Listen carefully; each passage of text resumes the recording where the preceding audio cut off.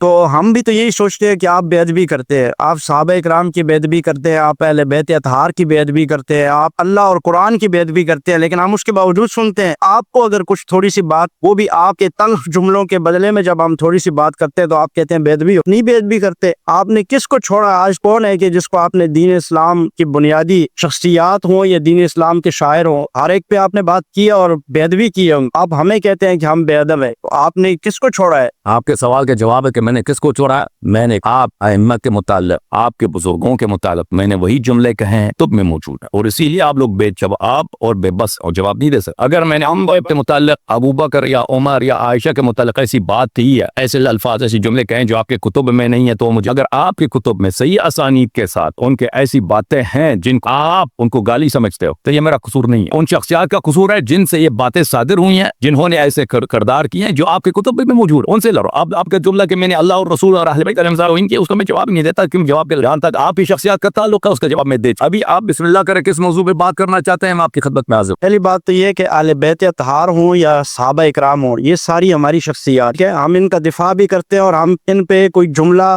کوئی ہلکا سا جملہ بولنا بھی اپنے لیے ایمان سے نکلنا تصور کر۔ ہم مسلمان ہیں، اپنے آپ کو مسلمان کہتے ہیں، ہم نہیں بولتے، لیکن آپ تو ہر کچھ بولنے کے لیے تیار ہیں، کیونکہ آپ کو تو اسلام کی پرواہ نہیں ہے۔ آج کے سوال تو یہی ہے، چونکہ آپ کا غدیر گزرا ہے، کیونکہ اس سے پہلے کہ آپ غدیر کا ذکر کریں، میں آپ ایک اس جملے کا جواب دوں کہ آپ نے کہا کہ اہل بیت علیہ السلام اور صحابہ ہماری شخصیات ہیں، آپ کو اسلام کا پرواہ بھی نہیں ہے۔ کی بات یہ ہے کہ دیکھیں، اہل بیت طاہرین علیہم السلام اہل بیت طاہرین علیہم الصلوۃ عدل قرآن ہے، اللہ تعالیٰ نے اسی طرح رسول صلی اللہ علیہ وسلم نے اسی طرح قرآن کی اتباع لازم ہے، اہل بیت علیہ السلام کی اتباع صحابہ پر لازم۔ رسول اللہ صلی اللہ علیہ وسلم نے صحابہ کو اور پوری امت کو غلام بنا دیا، اہل بیت ان کی اتباع، ان کی نوکری، ان کی اطاعت آپ پر واجب ہے۔ اور جہاں تک صحابہ کا تعلق ہے، صحابہ کے متعلق عرض ہم نے کیا، صحابہ نے اگر اچھے کام کیا، ہمارے سر آنکھوں پر ان سے محبت، ان کی تعریف کرنا، ان کی تعریف کرنا، اس کو ہم ضروری سمجھتے ہیں، اس کو ایمان سمجھتے ہیں، اللہ سے تقرب لیتے ہیں اس بات۔ لیکن اگر صحابہ نے غلط اور وہ قرآن اور سنت میں موجود ہے اور آپ اس کا انکار بھی نہیں کر سکتے، تو اس میں ہمارا قصور نہیں ہے کہ آپ نے سب جزیرۃ العرب میں جتنے لوگ تھے رسول پاک صلی اللہ علیہ وسلم کے زمانے میں، ان کی سب کی ملاقات ہوئی تھی، ہم سلام بھی لائے تھے، کافر تو کوئی نہیں بچا تھا اس زمانے میں، ہم سب کو تنقید سے بالا تر بنا دیا، ان کی کوئی نقد نہیں ہو سکی۔ یہ تو سب پتہ ہے کہ انہوں نے کیسے کیسے کام کیے۔ دنیا غدیر کے متعلق بات کرنا چاہتے ہیں، بسم اللہ۔ اس سے پہلے میں آپ کو یہ کہنا چاہ رہا ہوں کہ ٹھیک ہے، آپ کا عقیدہ یہ ہے کہ ائمہ اکرام جو ہیں ان کی اطاعت واجب ہے نا، لیکن ہمارے